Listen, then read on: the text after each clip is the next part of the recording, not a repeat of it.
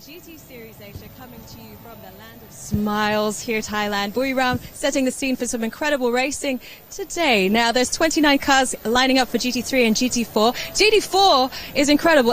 10 cars will be starting today. My name is Renai Masu. I'm joined by our commentator, a voice you'll recognize, Bruce Jones. Bruce, I mean, it's been great, hasn't it? We saw the GT3 and the GT4 being won by Mercedes yesterday, but that's not exactly a sure thing. There is nothing that's a given, Renai. The racing here is fantastic. We had 4 makes of cars in the top 4 positions yesterday, and we had a 5th make that could have won the race but didn't for one particular reason, which I'll touch on later. It's a fantastic mix, but don't forget, today the driver that started first will start second, so we've got different starting drivers today. We're going to have a whole new story. And it's been incredible to be in Thailand with so many fans. The fans are truly phenomenal. You can hear the hubbub behind. We've had them just cleared out of the pit lane. Many are going to come down. The VIPs on the grid. Audi Racing have brought, it seems like, 40,000 people. The passion is phenomenal, and it powers the drivers, it powers the pit crews and us as well. It gives us a real buzz, and it's wonderful. I'm excited for it. What can they expect? Well, it's a 1-hour race. We have a driver change roughly halfway through. That changed the order a lot yesterday, and the Lamborghini, number 19, had worked his way into the lead of the race. Really great job. But unfortunately, they were at the standstill 1 second too few and got a drive-through penalty. Ended up down in 5th. So expect more from them. A really good driver lineup. Dennis Lind and Martin Kodrick could be today's winners. We'll keep an eye on it. Enjoy the racing today. I'll let you get back to your seat up in the commentary booth. Now, Bruce is going to be guiding us through everything today. It's been an incredible place. Buriram is one exciting place to come racing, and I got to look around at it yesterday. The city of happiness, northeastern Thailand bordering on Cambodia. A 6.5-hour journey from Bangkok, yet in the middle of the country, you have this.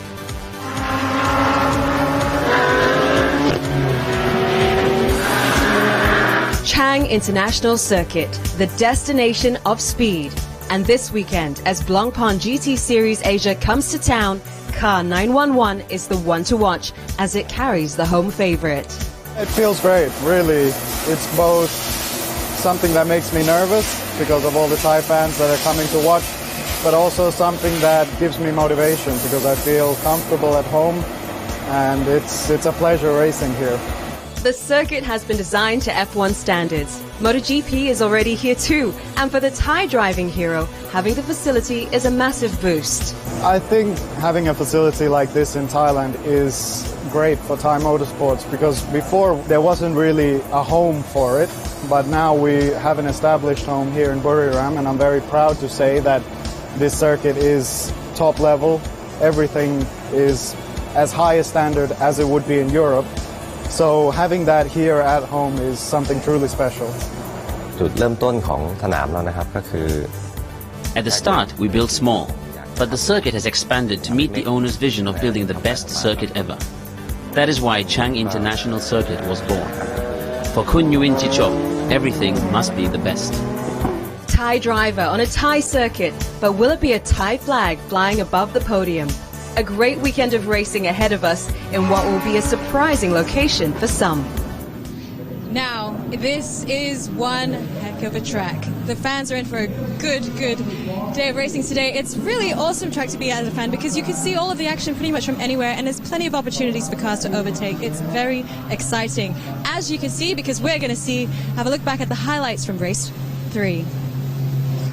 Conditions are nicer now at the end, but it was hot, humid, slightly breezy, which is a good thing down on the grid in the countdown to the start.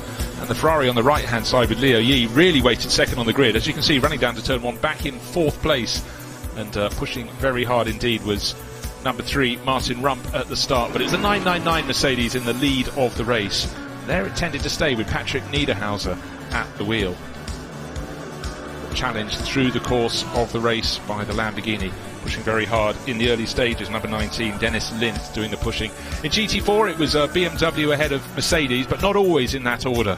And then a big problem for Alexander Matchell, who'd just taken over the 888 driving the 888 Mercedes before handing over to Maxi Boot, but unfortunately that slow smoky puncture brought out a full course yellow because there was debris in the track, probably off the Mercedes. Beautifully look at that sprint and retrieve manoeuvre.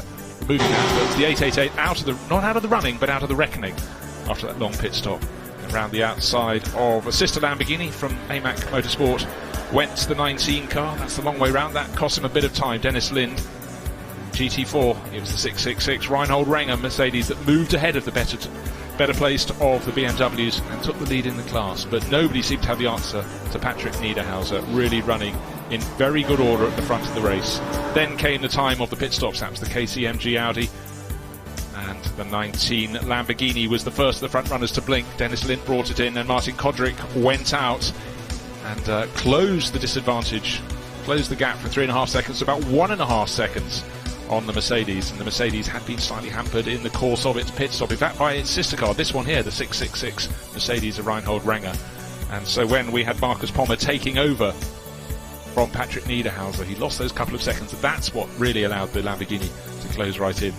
There, unfortunately, was the change of order, because there was the spin for Reinhold Renger, and he went round, looked down the bottom right-hand corner of the back of the car, under tray hanging down. That was the damage from going over the curbs on the spin. He'd lost the lead in the class, but then the GT4 BMW that took the lead had to have a drive-through penalty, so he took the lead back all over again. And then this was the lead battle. Martin Kodrick in the Lamborghini, he managed to jump Pommer's Mercedes when they came across a GT4 backmarker. There's one getting it rather wrong. That's the Cayman from Unix Racing Team, and that's why the Lamborghini got in front. Then Nick Foster, 3.5 seconds down, got right onto the tail and really started challenging it there at the latest possible moment with a drive-through penalty to be served.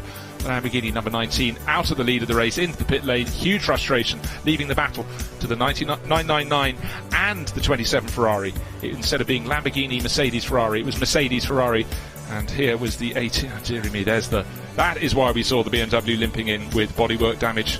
Carcass come off its tyre. But as much as the Australian racer Nick Foster could push, he then found the sister Group M Mercedes between himself and the race leader. Maxi Buch laps down after the Alexander Matchell puncture and running as fast as the race leader and just providing that comfortable cushion that allowed Marcus Pommer to have that flamboyant finish. Nick Foster had to settle for second place. The number 3 Audi, Frankie Chen, coming home third, and GT4 victory did, after the drive-through penalty for the Mercedes, for the BMW, go to the Mercedes of Reinhold Renger. Patrick Niederhauser, though, very happy indeed. Marcus Pommer also very happy, but still cooking inside his helmet. It was an incredible day of racing yesterday, as you can see, and we're all set for race 4. Now, I've just been told that it's 60 degrees on track out here. It is hot, but that's not going to stop these guys. Andrew Kim, I mean, it was a great race for you yesterday. You like this track? Yeah, I love this track, and as you can see, like, all of the fans are here, so always love driving with the fans, so I love the track. Always a good thing. Now, you've got a good position to start from. What is the plan? Good position. Yeah, of course, we are looking forward to win both podium overall and the Pro-Am. So, yeah, I'm really looking forward to it. All the best today. Thank you very much. Now, Bruce, you heard it from the man. Yeah, we look remarkably cool, Renai, but I'm sure it's very hot down there. 60 degrees track temperature. So Andrew Kim, his teammate Adderley Fong, is starting today, and in practice on Friday and then again on Saturday morning, Adderley was very quick indeed. And just to reiterate that today we have the drivers who are nominated to the number 2 drivers starting. And I tell you what, you'd never think of Maxi Buch as the number 2 driver. He's starting from pole position in the 888 Mercedes, the one that was hampered yesterday. Track temperature now listed as 56.7, so it's bobbing up and down, but certainly 60 degrees is the highest we've seen all meeting so far. That could have a factor to play. The team bosses will be telling the drivers to make sure they keep their tyres as fresh as they possibly can right up to the pit stops. But certainly drivers at the front end, I think it's going to be very hot pace at the front with the Group M Racing Mercedes. Maxi Buch being joined by Tim Slade, one of the stars of the meeting so far. He shares the number 28 Ferrari with Maurice Chen. And in terms of out-and-out pace, Tim Slade is right on it. So with Buch and Slade trying to escape, you can be sure that Adderley Fong will try and stick to their tail. And Josh Burden, another Australian racer, he's starting on the second row. I think we could have a really fast quartet at the front of the field. And with Nick Foster in 5th place as well, it's looking as though it's going to be a very, very hot pace early on. And what we will find out today is who is not just got the fastest driver, but the best balanced pairing. But one of the cars that starred yesterday was the number 18 Nissan. Started 16th, came up to 6th place at the end. It's the number 18 Nissan, and down on the grid we have Tsugi Matsuda starting the car, but Renai has got Yuki Taniguchi. Hi, UK. Now, we saw an incredible drive from you guys yesterday. 16 to number 6. I mean, you must like how that went. Yeah, it was like Friday was first time for me to drive here, and I had a lot of improvement, but qualify I didn't do good, so I was like back in 16th. And there was a big incident right in front of me at turn 1, and I was way behind. And there was some more incident, and I was way more behind. But when I switched to the other driver, all of a sudden I was not bad position. And Tsugio did a really great job, and we could finish in overall 6th and Pro 2nd. So I was very satisfied and looking forward for this race too, and we do maybe better. The plans to do better. I mean, how are you going to change things up to get that result? I think I'm getting more used to the track, and we have more knowledge about the car. This car is new, so we will do better and better. Better and better. Thank you very much. Thank you. Very good to hear from Taniguchi down there. Tsugio Matsuda is strapped into the car, and it's great to see more and more Japanese teams coming away from Japan and competing in the Blancpain GT Series Asia. But let's take a look at the track at Buriram. 4.554 kilometres, 12 turns. Wait a second, we'll see the red first sector being revealed. The start line, bottom left of the screen. Very tricky first corner, then that wonderful run. Sector 2 starts with the turn 3 hairpin, lots of overtaking, and then it comes and starts twisting around the lakes, and you get to the most technical sector, the third sector, that completes the lap. So you need a car that can be quick in the straight line and handy round the corners. An engineer's nightmare. But certainly looking at those KCMG Nissans, we just heard from one of the drivers back down there, 18 and 23. They're starting in 8th and 10th positions, but they have looked very well balanced, so look out for them making their way to the front. What a great sight, though, looking down on the grid, and you can hear you can almost feel the applause down on the grid. Alex Young putting his earpieces in. Hasn't had a good run yet with Marchi Lee in the Phoenix Racing Asia Audi, but plenty of passion. The grandstands are absolutely chock full, and such passion for the racing here on our second visit to the Chang International Circuit. And I think people who haven't seen this circuit from around the world, if it's their first sighter, I think it's one you'll be hearing an awful lot of. Huge amount of motorbike racing here as well, with MotoGP coming, and just built somewhere you wouldn't expect to find a circuit. A massive football stadium at the entrance as well. Buriram United, which is going apparently great guns in the Asian leagues. And here's the other KCMG car. They've brought 3, but they have the AM class Audi as well, just to keep them on their toes, running different sorts of cars, the 2 Nissans and the Audi. But just to reiterate, at the front of the grid, we've got a Mercedes on pole, a Ferrari alongside, and then the second row is a pair of Audis, and another Ferrari and another Mercedes. Lots of mixes of cars.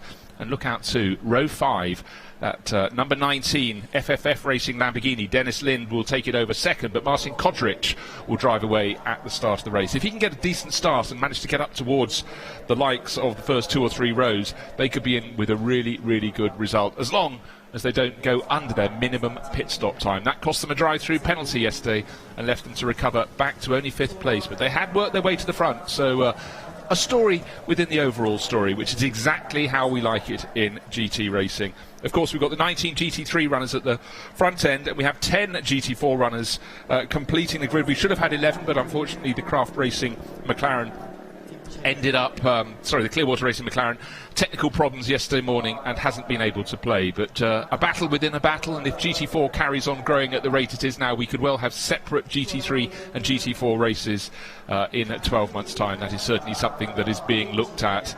And if you want to know where this series go, we kicked off at Sepang a month ago. Here we are in Thailand. Then we have 2 Japanese rounds at Suzuka and then Fuji Speedway before we head to the Shanghai International Circuit and end up at Ningbo, also in China, to complete the 6 races. So what you need, of course, is consistency as well as speed.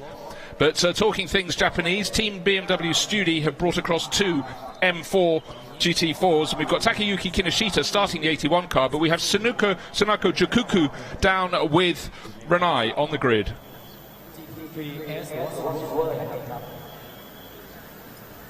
Okay, so Sanuka, we've got lots of Japanese drivers here. What? And that's always exciting to see. What brings you guys to Blancpain GT Series Asia? Yes, thank you.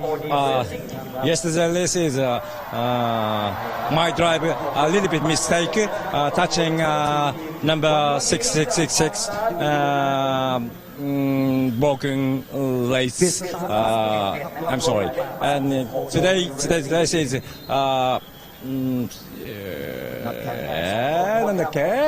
Today's race is 22 second pit stop hand. We got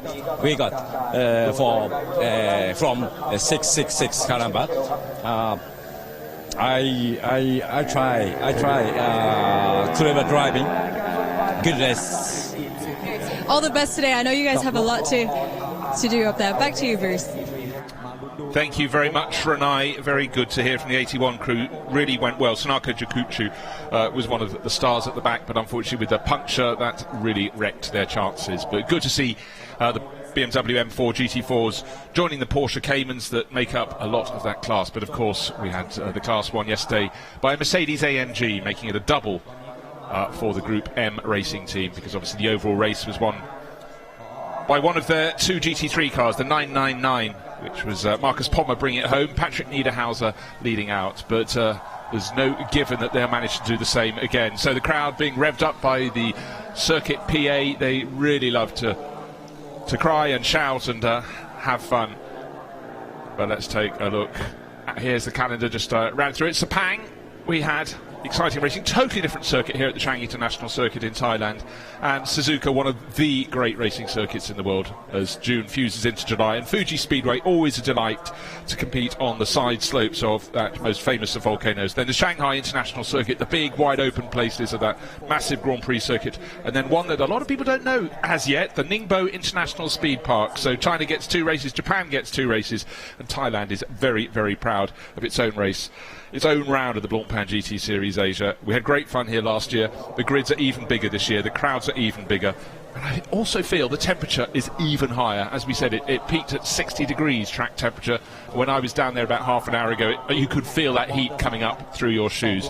Sandy Stuvik, one of the local heroes, hasn't had the form. The Craft Bamboo Racing Porsche's just not quite on the pace.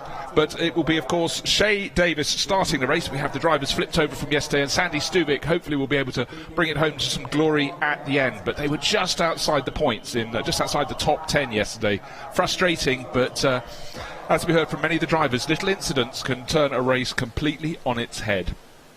But if you have a driver on pole position in a Mercedes-AMG, that's one thing. But when it's Maxi Book, the man who's just made Mercedes-AMG races his own, that is something else. So if anybody can keep up with him, and Tim Slade is starting alongside in the yellow Ferrari, that's going to be a really interesting battle. But this is the car that should have won yesterday, but for that drive-through penalty that wrecked its chances. Martin Kodrich starting today, then he'll hand over to Dennis Lind. But unfortunately for them, they're starting back in 9th position, row 5. So they've got that danger of not getting caught up in the trouble at either first corner or turn 3 on the opening laps. 2 real pinch points. But equally, if you're down in 9th, there are 2 points at which you can make up a place 2, 3 or 4, which is what you need to do. We have a pit stop somewhere between 25 minutes and 35 minutes into this 1-hour race, and the order could tip on something as small as a car stopping for a second too short a time and being forced to come back in and make a pit stop. Elapsed pit lane time for a GT3 pit stop is 90 seconds, and it's 125 seconds for the cars in GT4. So it's up to the crews to make sure that they've measured exactly how long it takes to drive down the pit lane with the speed limiter on at 60 kilometers an hour, the in, the out, and then they have to have the balance as their pit stop time. So a little bit of maths is required, but let's say what's really required right now is focus but calm, and drivers try to stay as cool as possible in their cars. This is the start of the formation lap, so get your sighters in. It's Maxi Book in the 888 Mercedes. Behind him is Tim Slade, star of Australian supercars for many years in that yellow Ferrari. Then comes Adelie Fong, going better and better in the 7 Absolute Racing Audi, and Josh Burden in a sister car, number 37. There it is, the second row. Josh Burden did take a pole at Sepang. Then comes Hub Auto Corsa, the second of their Ferraris. Nick Foster, one of the stars in the second part of the race. Look out for him. He's starting today. ARN Racing, the third of the Ferraris. Rotten luck. They spun out yesterday, came back into the race. But watch out for that number 19 Lamborghini. Martin Kodrick kicked it off. And the KCMG Nissans, they're in that mix as well. Audi Racing, huge number of fans here. Mitch Gilbert's going to have to try and really deliver, but he's starting down in 11th. And Marchi Lee and Alex Young, don't forget Marchi Lee rejoined the championship this weekend. He was a Silver Cup champion last year, but he and Alex Young yet to fly, I'm afraid, in their Phoenix Racing Asia Audi. Down towards the tail end of the 19 cars in GT3. And as you can see, for Craft Bamboo Racing, one of their Porsches back there, the 991 entry in 17th, that's not their natural habitat. And Hiroshi Hamaguchi and Marco Mappelli in the second of the Lamborghinis, number 63. 19th is not their natural position either. Now, those two fantastic cars, 21st and 22nd on the grid, the BMW Team Studi M4s, they are the ones that's really going to try and keep Reinhold Renger in the 666 Mercedes. That's the one that won GT4 yesterday. They're the cars that are going to keep him honest, and they've certainly got the pace to do so. Reinhold is doing the race on his own. That means he has to actually not just sit in his car at the pit stop to hand back over to himself. He has to get out of the car and be out of the car for 7 seconds behind the line in the pit lane before being allowed to get back in. So right down the back of the grid, a car that's got plenty of pace, the second of the GT4 Mercedes, Ringo Chong, sharing with Gilles Vannelet, who will kick off today. Weather conditions, blue sky, but with potentially... are they fair weather clouds or not? But there are clouds around. That's why the track temperature bobs up and down according to weather. There's a little patch of shade, but it's hot and it's going to take its toll on the Pirelli tyres. Will have to be very, very durable indeed. And then it's up to the drivers not to push too hard too soon. But what they have to do right now in the formation lap, the 29 runners, is form into their 15 rows. That by the time they get to turn 10 of 12, they're just there now. The front group of cars now going into the 2x2 formation. They're not going onto the arc, they're about to go into an hour of racing. The back car of the grid should be the charcoal and yellow Mercedes, just waiting for it to come into shot. There it is, car number 72, Team I Race to Win. But up front, it's the Mercedes on the inside, Maxi Buch, so many GT3 wins to his name. And alongside Tim Slade, a recent convert across from supercar V8 supercars to GTs, taken to them with real aplomb. Behind two of the three Absolute Racing Audis. Look at the lights on the starting gantry. They will stay red until hopefully the entire field has got through that tight final corner. Then who's it going to be leading the chase to the front? Maxi Buch makes a good start behind him. Adelie Fong nips out. Tim Slade not so well away in the Ferrari. The second Ferrari, Nick Foster, now looks up the inside. He gains a position, and the driver on the outside of the second row, Josh Burden, goes from 4th down to 5th. Behind pretty much everybody stays on, or at least near the track, but Maxi Buch has done what he needs to. Tim Slade now fighting back in the yellow Ferrari. Adelie Fong just realising he's gone to the outside line, but now there's a yellow Ferrari there. He's got his nose in front, but Maxi Buch has done everything he needs to do. Nick Foster now up into 3rd place. Great start for the second of the Ferraris. Josh Burden trying to hang on in 5th as they come back over the undulating ups and downs from turn 3 to turn 4. Mercedes still in front, having to go to the outside line, but seemingly with plenty of pace. Tim Slade goes wide on the way in, tries to go tight on the way out, but Maxi Buch has seen moves like that before. But it's a bit of a fight back. Nick Foster almost getting touched by Adelie Fong, but he's been pushed wide at turn 5. He's out on the dirty, dusty stuff, and he loses the position. It's going to take a moment or two to get the dust back off those tyres. So very, very feisty indeed. But what's happened is Foster and Fong are fighting so hard as the first two have made their break. Well, that's a dream for those two. So leading the race, Maxi Buch. In behind, we have Tim Slade trying his absolute utmost to stay in touch. Certainly in qualifying, he was very, very quick indeed. He had pole, he added 2 more within 1/10 of a second of that best time, and then Maxi Buch showed him how to do it, but only by the smallest of margins. We're talking 1/10 of a second at the end. So Tim Slade very much in touch, but pole man Maxi Buch has got the job done around the opening lap. He's resisted all the attacks that have been thrown his way.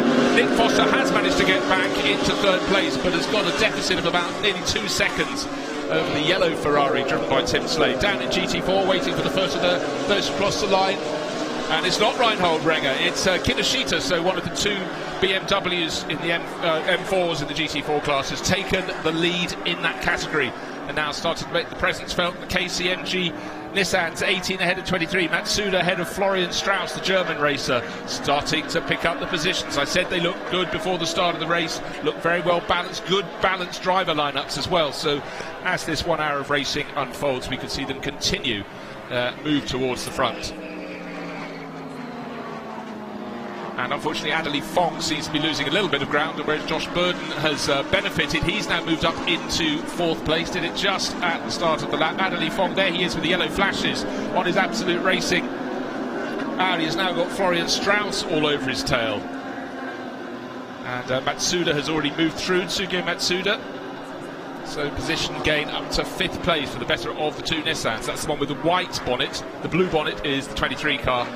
And that's Florian Strauss trying his utmost, being chased by the ARN Racing Ferrari. And then behind that, yesterday's race-winning Mercedes. Marcus Pommer has lost ground at the start. He started in 6th on the grid. He's down to 9th. So he's had exactly what he didn't want at the start of the race.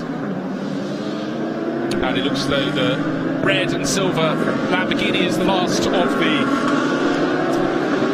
GT3 runners. And that's Ben Porter sharing with Andrew McPherson.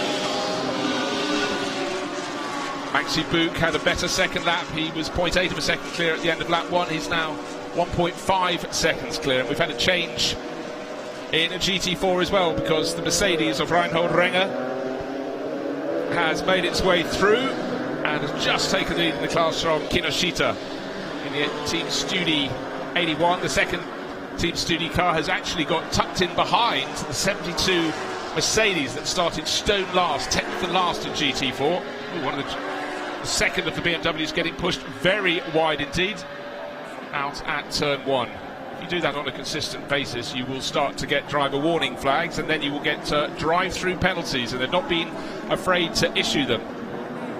So Group M Mercedes number 999 leads the race. Group M Mercedes number 666 leads GT4, having just pushed Takayuki Kinoshita back into 2nd place, but Kinoshita is not saying die. He's tucked in behind, using the slipstream of that AMG Mercedes. They come up to turn 4 and can't make it stick. In fact, he got a little bit too close and had to sort of wash out a little bit, but I have a feeling this little battle is going to run the whole way through. And when Sunako Chikuku takes over in the second part of the race, of course, Reinhold Renger would have already done the first half and will be feeling pretty hot indeed. So a fresh driver could make all the difference. End of lap 3, the gap has gone out by another 10th of a second, 1.6 seconds between Maxi Book and Tim Slade. Nick Foster is now clear in 3rd place, and Josh Burden in 4th. So 2nd, 3rd and 4th, all Australian drivers, bit of a theme going there. But look out for Matsuda. He's chasing the 37 Audi and the 18 Nissan. Seems to have plenty of grunt as he works his way down to turn 3, but for that big broad hairpin, he's on the outside line. He's going to have to tuck down and see how good his exit speed is, but they both go relatively wide on the exit. But you can be sure that Josh Burden in the 37 Audi knows full well it's a very, very serious challenge. Don't forget, number 18 car is the one that started 16th yesterday, had its problems in the race, as we heard from just before the start of the race, and is making things very easy indeed. Worked his way up to 6th today. It's just moved up to 4th place, and you know what, I don't think it's going to stop there. So here, race leader Maxi Book, a bit of clear space, slightly larger gap of clear space from 2nd back to 3rd. 3.9 seconds is the gap 1st to 3rd at the moment, and that little gap to 37, but except of course we know that graphic is now outdated because the number 18 Nissan has worked its way through. Number 7, which is Adderley Fong, trying to fight his way back. Don't forget he was challenging for about 3rd position through the first few corners, then lost out further around the opening lap, and is now making his way back onto the tail of the sister car of the 37 of Josh Burden, and in behind Florian Strauss, German racer, looking to see what he can do. Can he also push those Absolute Racing Audis a little further down the order? Good lap for Maxi Book. The gap's gone out to 1.9 seconds now, and then 2.6 seconds between the 2nd place Slade and the 3rd place Fosters.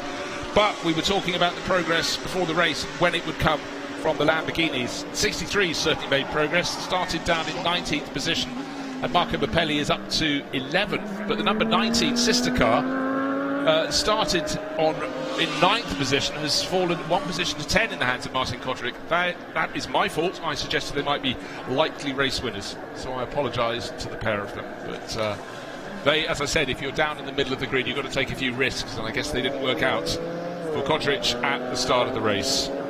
GT4, the advantage continues to grow for Reinhold Renger. His advantage 2.6 seconds now over Kinoshito's BMW. 3rd place in the class is now Gilles Vanelay. He's moved ahead of one of the 3 Thai Porsche Caymans. The JWD Unix Racing team has just lost that position. So Gilles Vanelay now up to 3rd in that number 72 Mercedes. Up to 3rd in class from 10th at the start. That's a pretty mighty run. Maxi Bouk in the 888 just keeps chipping away, just keeps stretching his advantage over Tim Slade. Tim, as we saw in practice and qualifying, very, very good on individual laps, but I think in full race trim, the Mercedes is looking very, very good indeed. But then it's not just any old Mercedes, it's a Group M racing Mercedes. It's got Maxi Bouk at the wheel. So you join up those advantages, and Tim Slade's doing a very good job in the faster of the 2 Hub Auto Ferraris to stay as close as he is, still around 2 seconds down on the race leader. And the 2nd Hub Auto Ferrari, you can see in the background Nick Foster, those yellow lights blazing. And what you can see though is closing all the time. Hideshi Matsuda in that number 18 Nissan. Tsuge Matsuda getting closer and closer. Last time around they were 2 seconds apart. They're certainly not that far apart now. The gap is coming down, and unfortunately for the Team Studi, number 81 BMW, the gap is going out in their class battle, because here is the class leader, Reinhold Renger. Where it was 1 second, it's become 2 seconds. It looks like it's getting closer to 3 seconds now, just having a pit visitor, which isn't according to the plan. And unfortunately, it's the number 51 AMAC Motorsport Lamborghini. So Ben Porter, that isn't in the race script, so something untoward has caused that in. Whether it's a puncture, they've been running down at the tail of the class. Just had a move from number 82 gaining a position. That's Max Chen in the 2nd BMW Studi. BMW just gaining a position ahead of the driver, I think, with the longest name in the race. Pitsanu, that's easy, but Sirimon Kolkasem, one of the Thai racers, there they are fighting side by side. The Thai cars are all standing out for their amazing race liveries, and you can see a fight back from 72. Sorry, not 72, it's Jean-Marc Merlan. You can see the 77 Craft Bamboo Racing Porsche Cayman getting right in the mix as well. Crowds in the grandstand enjoying the action. They'll have those pit stops starting in about 15 minutes time. Talked before the race about how the Craft Bamboo Racing entries aren't flying. The better place the two is down in 14th place, Shea Davis and Darrell Young down in 17th. They just do not have the legs this weekend. Audi Racing there, Audi is also not flying in the way that Mitch Gilbert would have wanted. We saw him with huge support down in the grid, but running only in 12th place. And now Maxi Bouk already lapping the back markers. He's picked off the number 14 Morseng Racing Team Porsche Cayman. He's now picking off the number 80 Racing Spirit Thailand entry. So for Tim Slade in 2nd place in the yellow Ferrari, this is the opportunity to perhaps gain an advantage, but quite often when you're lapping the first car to lap a back marker, the back marker gets out of the way and possibly pulls back across too soon. But in fact, you can see after that first little shake through the tail end Porsche Caymans, the Ferrari is much closer. It was 1.9 seconds last time around, 1.5 seconds 2 laps ago, 1.5 seconds last time around, and now it's down to, I would suggest, under a second as they come down to the 12th and final corner. 11 minutes in this 1 hour race taken care of, but up front Maxi Bouk can see he's got that quartet, the 3 Porsche Caymans and the 2nd of the BMW M4s up ahead. He's got to negotiate them. And already dropping a long way back is the number 14 Morseng Racing entry, because the 2nd driver, Tosafol Famyai, who started today, has been super polite in letting others go past, but it has cost him track position. Tim Slade diving up the inside into turn 3 of the Cayman with that bright green metallic tail. Therefore it's one of the 3 Thai entries, all favouring metallic coverings on their car. They do look absolutely wonderful. So what do you do when you're the other driver? You sit in the pit garage and you wait. This is the Craft Bamboo camp. They just have to wait their turn. Anytime between 25 minutes into the race and 35 minutes. And for Aidan Reid and Sandy Stuvik, it's just a time to sit and wait. But this has been fantastic through the traffic. Tim Slade has been super, super positive, something he probably learnt very well indeed in supercar V8 racing. He's now right on Maxi Buch's tail. It had looked after about 4 laps when the gap was out to about 2 seconds that the advantage could have swung permanently away from the Ferrari. But for Tim Slade, he's clearly very dogged indeed, and he's tucking in behind. And down to 1.03 seconds. I think it's less than that. I'd say it's down to about 0.6 of a second as we see them come down to turn 12 again. Yes, way closer than they were last time around. What will it be on the start-finish line? Just crossing it now, waiting for the 0.464 of a second. So now the slipstream is all yours, Mr. Slade, in that Hub Auto Corsa Ferrari. Good tidy run through the first corner though, quite a tricky corner, and Maxi Buch I think managed to gain back about another 1/10 of a second, but now in the slipstream Tim Slade is able to close in. Not enough to make a passing manoeuvre, but just enough to make Maxi brake as late as he dares. Did that very, very well indeed. Tim Slade though, slower in, looks like he's going to have the faster exit, or maybe not because he's running a little bit wide. At this point of course they're thinking about their tyres. Push too hard and it could be a little bit messy later in the stint. This battle for first looks like it's got the potential to rage all the way, just when it looked as though Maxi Buch had just enough speed to start working his way clear. Tim Slade has said nothing of the sort. Several cars have got final warnings for exceeding track limits. The number 3 Audi, Frankie Chen Kong Fu, and Adderley Fong in the number 7. So the 7 Audi is down in 7th place, the 3 not so well placed down in 13th. But race officials have said very, very clearly from the outset of this meeting, the white lines on the outside of the circuit, you can cross them, you can put 2 wheels across them, but put all 4 wheels outside the white line and we will ping you. You get a warning, you get a final flag, final warning, and they will lead to drive-through penalties. We had them yesterday, and for the sake of saving maybe not as much as even a 1/10 of a second, you can absolutely wreck your race with the drive through the pit lane. Tim Slade though is trying to do it on the track. Maxi Buch, as he crosses the start-finish line, it's 0.4 of a second, it's now 0.3 of a second. You can't get any closer than that with touching, so down in the world of Group M racing, looks very serious indeed. And for Alexander Matchell, who'll take over from the race leader Maxi Buch, he is an AM class driver. This guy's running in the Pro-Am class. There's nothing AM about Maxi Buch, but naturally he's the driver who's going to be quicker of that pairing. Tim Slade tries the outside line, but Maxi Buch wise to it, but Tim Slade tighter on the exit there, wider on the way and tighter on the exit, all but pushing that Mercedes up over the rises and dips on that run from turn 3 to turn 4. Again, he'll be shown the outside line. There's a Group M Mercedes ahead of them, but that's the one. Reinhold Renger running in the lead of GT4, didn't get in the way at all, but what it did do was remove the opportunity for Tim Slade to look to the outside at turn 4, but it stays even Stevens between the race leading duo. Maxi Buch continues in front for the Group M Mercedes racing team, but being pushed very hard indeed by Tim Slade in that 27 Ferrari, the sister car, sorry, 28 Ferrari, the sister car 27 in the background. Nick Foster still holding down 3rd place, but Sugio Matsuda in the number 18 Nissan is keeping him very, very honest indeed. Don't forget the 18 cars risen in this race from 8th up to 4th. A good start, but also some very positive overtaking from Matsuda in the opening couple of laps.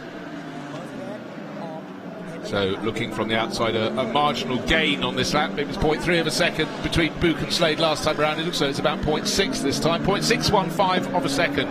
But Maxi Buch is being made to work his tyres very hard indeed.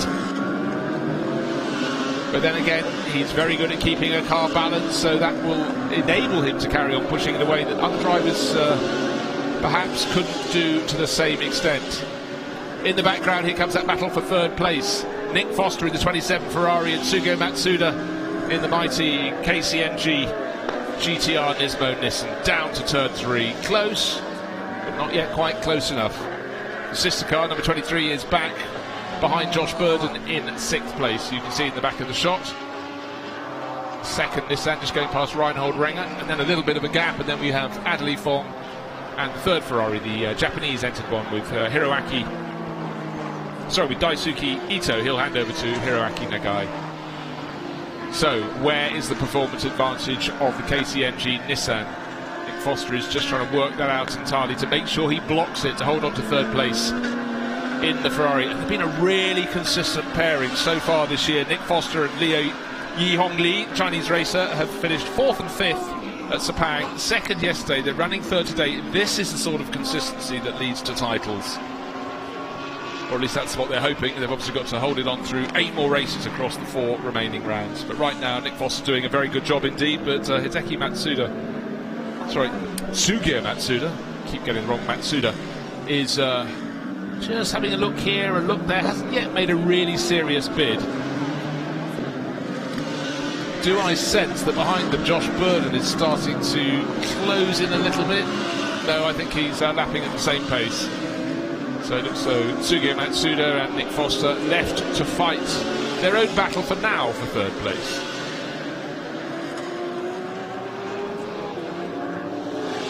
And if you get a chance to take a look at the 2 KCMG's Nissans, the one with the white bonnet is the one in 4th place, the one with the blue bonnet, and where white and blue is blue, they're all swapped over between the 2 cars. But just remember the white bonnet is on Sugiya Matsuda's.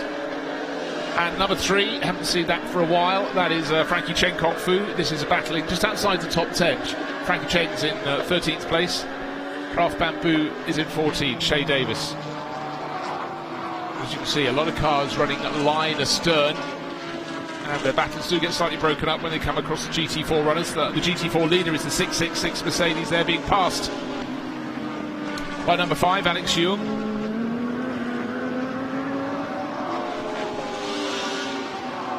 Keep out of the way. So the advantage in GT4 for Reinhold Renger. 8 seconds last time around. Kinoshita, Takayuki Kinoshita in the 81. Oh dear, that's 991. Darrell Young driven. Craft Bamboo. Porsche going a little wide, losing a little bit more ground, so that is unfortunate indeed. But having had the 81 BMW pushing very hard on the tail and getting in front of the 666 racing car. Now, one of the things we had yesterday was after a spin, the 666 Mercedes, the one we're looking at now, had a bit of bodywork damage. If you look at the rear of the car, it's on the right-hand side of the rear, and it was hanging down. The car didn't get flagged, which you can do if bits are likely to fall off your car. They obviously decided it looked broken but not liable to fall off. We think it might actually be hanging down again today, so we'll keep a look out for that. What we're seeing is we look at the 72 Mercedes, that is now 2nd in GT4. They've got a GT3 runner between them. It's the KCMG number 45 Audi. So it just shows that Shirisaka's had a bit of a poor lap, and he's lost position to Renger. There's Renger, losing position for Florian Strauss. So we'll keep an eye out for the 666. Is it carrying damage again? If so, it wasn't a very good repair, or it might be an identical moment. But we haven't had a spin this time around for the GT4 class leader, and this isn't the right timing for the 81 BMW car for Kinoshita. We fancied might really take the challenge. He did briefly lead the GT4 class, but I would presume that must be a drive-through or a stop-and-go penalty. No, it's a stop-and-push-back penalty. Drive-through penalty for car number 7 has now been issued. And unfortunately for Adley Fong, who had high hopes at the start of this race, started from 3rd position, that's ruined all chance. Car 23, a drive-through penalty has been issued also for exceeding track limits. That's the 2nd of the Nissans. That's Florian Strauss in 6th place. Have to keep an eye on the non-timing screen because a number of drivers getting final warnings. Car number 37, that's Josh Burden in 5th place. He's got the final. Well, let's have a look underneath.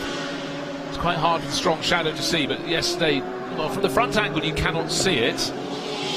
Now the 45 Audi trying to make up after its earlier little issue that dropped it behind. Yeah, bodywork hanging down again, or is it just a bit of tape today? We'll keep a watch out, but yesterday there was a clear reason. The car went for a spin. From the front end, you look under the 666 Mercedes, you can't see anything hanging low, whereas I think we could yesterday. But if there is something hanging down, it'll be making Reinhold Ranger's life all the more difficult. So Maxi Book making his way through. One of the GT4 runners being very, very kind indeed, almost going off the track to make sure he didn't block Tim Slade. But our race leader, it's settled down. It's gone back out to about 1.9 seconds. We had Tim Slade right on the tail of Maxi Book not so long ago. And here we are 3 minutes before the pit window opens, and Tim Slade very comfortably in second place. And in fact, he's nearly 7.5 seconds clear of his teammate Nick Foster. But unfortunately, just not able to get right up at the front. 80 and 17, they're right down at the tail of GT4. They've got one other runner behind them, which is car number 14, the Morsang Racing Cayman. But this battle at the front, clear track. Whenever it's clear track, this is the opportunity for Maxi Book trying to put down his marker and pull further clear. But it does seem at the moment they're trading in tenths of a second, and Tim Slade is able to stay there or thereabouts. But he must remember about 5 or 6 laps ago, he was right, almost pushing the 888 Mercedes around at the front of the race. Couldn't find a way past. Down in the world of OD Racing, trying to communicate with the drivers, obviously with the pit window soon to open. Well, let's have a quick check. Just check if OD Racing have got any penalties coming their way. Nothing on the screen at the moment, because for a lot of the crews they're having to put the message through to their drivers. Don't forget, number 7 has got a drive-through penalty, and number 23 as well, both of them exceeding track limits. 7 is running in 17th place. Adley Fong has just made that pit visit, and 23 will be coming in as well. In fact, that too has just dropped down the order for Florian Strauss. Oh, debris on the circuit, and Maxi Book's just hit some of it, bouncing over the nose of the car. And let's hope nothing is untoward, but it's never good when a racing car hits debris. Oh dear, very slow-moving Lamborghini, the AMAC car, limping into pit entry. So they've already had a pit stop, and they're coming in all over again. So maybe whatever was a problem has become a bigger problem. Tim Slade was snaking his way through the GT4 Caymans, but having done so, the 888 pulls away yet again. But Tim Slade is dogged. He's hanging on in there. Looks like it's going to be a gain about. Oh dear! This could be where the debris has come from. It looks like a left rear puncture for the AMAC Lamborghini. So for Ben Porter, he was hoping to make a pit stop about this time, in about 2 minutes' time, to start pit window and do driver change to Andrew McPherson. But for Ben Porter, clearly, well, as you can see, the hub's come off, but not a great deal of tyre is left. And as so often happens, the inner wheel arch bodywork gets damaged when a tyre flails around inside there. That is what put the debris on the circuit. They need a lump hammer. No, they don't. Good, plenty of strength there from the AMAC Motorsport crew. And are there any sharp shards that need to be taped back up before the car can go out onto the circuit again? So it's not been a dream run. Could have been a bit of debris they hit themselves, or you never know what causes a puncture, but certainly with the debris that was lying out on the circuit, there could be other punctures resulting from that.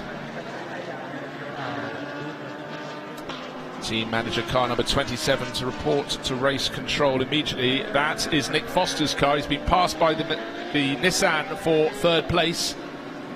That was coming shortly, and it's happened while we look at that pit stop for the Lamborghini. Now we're looking at Porsche not wanting to turn into a corner at all, and that's the better place to do. That was Shea Davis in 12th place. Debris still lying out on the circuit on the exit of turn 4.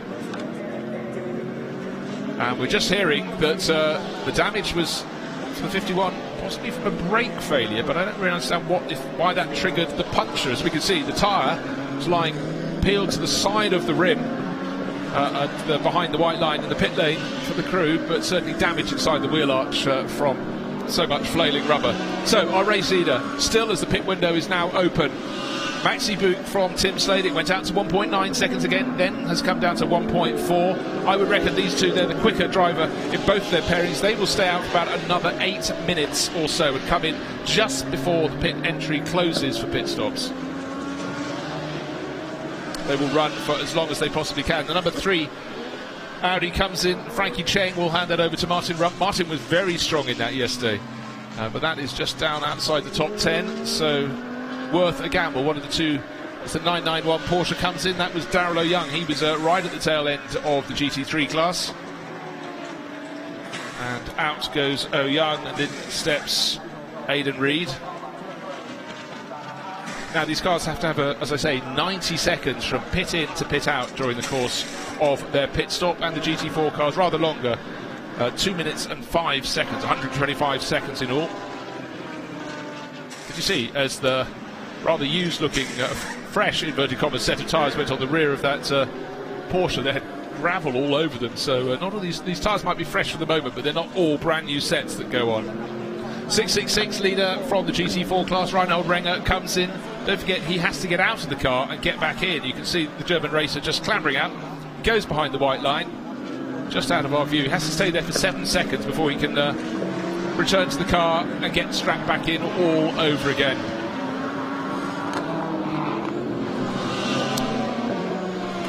So race leader Maxi Buch, 1.493 seconds clear. Tim Slade keeping him very honest indeed. The silver and blue Mercedes still ahead of the yellow and grey Ferrari.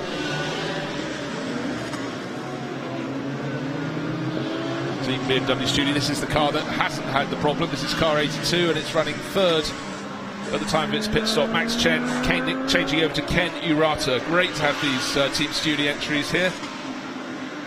Certainly the team very much enjoying coming out to play away from various Japanese racing series and just try something new and circuits new. Certainly everybody who comes to the Chang International Circuit likes it very much indeed.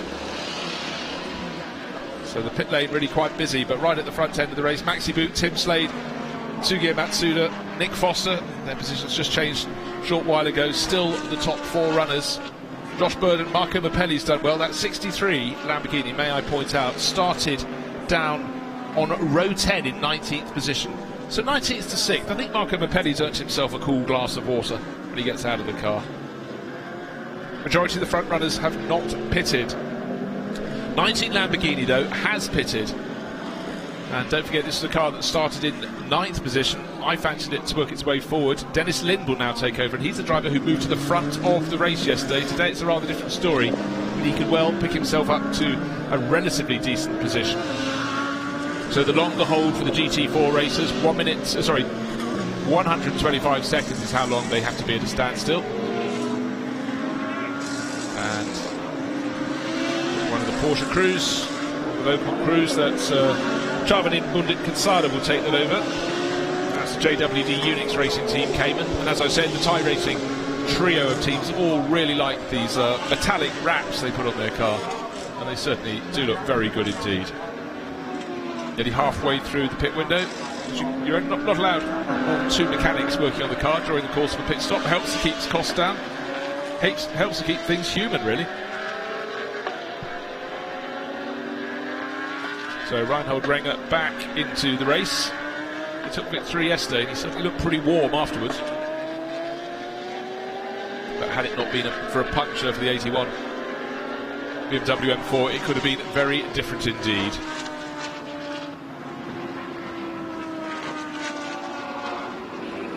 991 Porsche continues around the circuit, but for Reinhold Renger, he's got possibly the tricky part of the race out of the way, which is the run through the first few corners, get the pit stop done with nothing untoward happening, and continue on your way.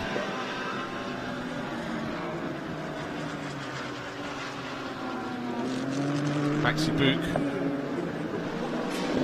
has had a very good lap indeed, because it went from 1.9 seconds clear to 3.3 seconds clear. Tim Slade, as you can see in the yellow Ferrari, lost out. I don't think that was down to sheer pace. There must have been some traffic involved. You could lose a tenth, 2 tenths, even half a second.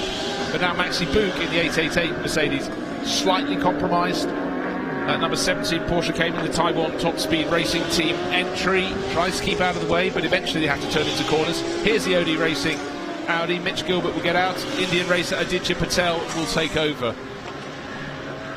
And this is a car that was always on the pace last year. This year it hasn't yet really hit its straps for whatever reason, but huge amount of support come here this weekend for them. A lot of corporate hospitality as well. And certainly that crew works it very, very hard indeed. Brings a whole new load of race fans as well. One of the Porsche Caymans is having a pit stop that involves it being pushed back into its garage, which I don't think is really exactly what they were wanting to do. Can't quite see which one it was. 2 Lamborghinis running right together, the FFF Racing entries.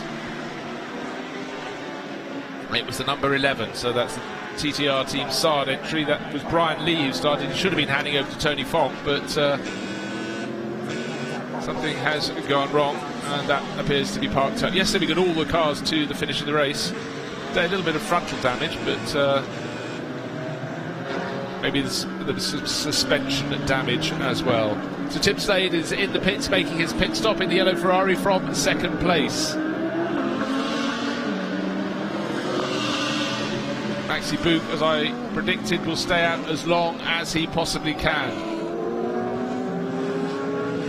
That is the sister car, that's yesterday's winning car. Marcus Pommer bringing in the 999 Mercedes to be taken over by Patrick Niederhauser. Patrick had to work really hard in the first stage of the race, slightly easier for Marcus, but he was being kept on his toes in the closing stage of the race by Nick Foster, but did it just perfectly, just put the car where it needed to be, when it needed to be there, and stroked it home. But there was some severe pressure for a while. It did ease towards the end of the race. 63 and 19 having a really good little battle out there on the circuit. 19's made its pit stop though. It's a lap further down. We're waiting for 63 Marco Mappelli to come in. But just highlight before I forget, Mappelli started down in 19th, but he's got it up to 5th. Yes, a few of the front runners made pit stops, but it's still been a fantastic drive. This is the ARN Racing Ferrari. It was one of the winners here last year. Yes, they had a spin right at the start, which wrecked its race. Today it started from row 4, 7th position overall. Should be able to work its way towards a better result, but I think it got rather out-muscled at the start of this race. Alex Jung, Marchi Lee. Should be Marchi Lee who's taking it over. Just waiting to swing out. Having to wait while one of the GT4 Caymans went past. You can lose a second or two waiting to swing out of your pit stop. And certainly yesterday Marcus Pommer felt he was blocked, ironically, by one of the sister cars, the GT4 Group M Mercedes, the one that once went on to win the GT4 class. He reckons it cost him a couple of seconds swinging out around its tail. Aha, good. The AMAC Lamborghini number 51. Looks like the bodywork repairs have been completed. Driver change is being effected. And it should be Andrew McPherson taking that over. That is square last, Ben Porter. 7 and 97. 97 is the very good-looking sort of dove grey and blue Mercedes from Indigo Racing. And into the pits, Alexander Matchell has just taken over from Maxi Bouk, waiting to be signalled out. Goes out just behind the AMAC Lamborghini. Now, where will he slot in? The yellow Ferrari came in a lap ago. I would think the lead was large enough. Don't forget there was that lap just before their pit stops. Oh, it's an easy lead because as Mercedes leaves the pit, the yellow Ferrari is just turning into turn 12, but it's quite a long pit exit, but I still fancy that 888 Mercedes will be in front for Alexander Matchell. He will then be fighting against the second driver in the 28 Ferrari, which will be Maurice Chen. Try and pay, with no disrespect. Tim Slade is the star in that car, so it's up to Maurice to do the most solid job he can do. It looks like he's got a deficit at the moment of about 6 seconds. So around turn 3, no problem at all, having retaken the lead. There's the team, the car that Gilles Vannelet, the 72 GT4 Mercedes, will be handing over to Ringo Chong. Ringo's been having a really good meeting here, just hasn't been getting the results though. Disqualified from both the qualifying sessions, that car. Having to start from the back of the grid, but the way that Vannelet in the opening laps of the race just moved very quickly up into third place in cars. There's Gilles in the background, looking on at the car, holding a bottle of cold water. I think every driver getting out needs at least one of those. And off goes Ringo. 97 continues to battle with 7. That's Juwon Seo, Korean racer, snaking away in his Mercedes, and certainly a little bit of body rubbing there. So number 7 now in the hands of Andrew Kim. So that's 2 Korean racers and 1 piece of track, and unfortunately a little bit of body rubbing with the Mercedes leaving its brake a little too late, I think.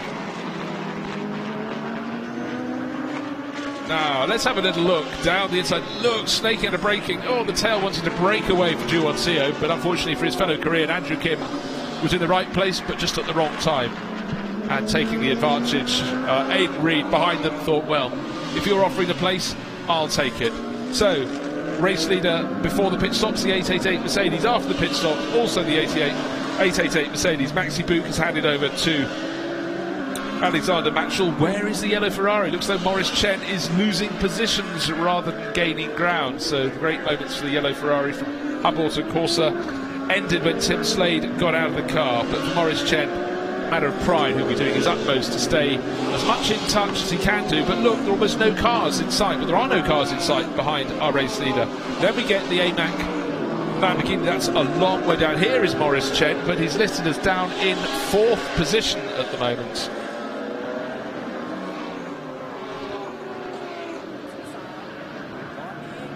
And he's got traffic, and ahead of him he's got number 18 Nissan, and I think also the 63 Lamborghini. But hold on, that might just be listed as being ahead of them because of where it was in the pits. But Marco Mappelli did that long first stint in the 63 Lamborghini, 19th up to 5th.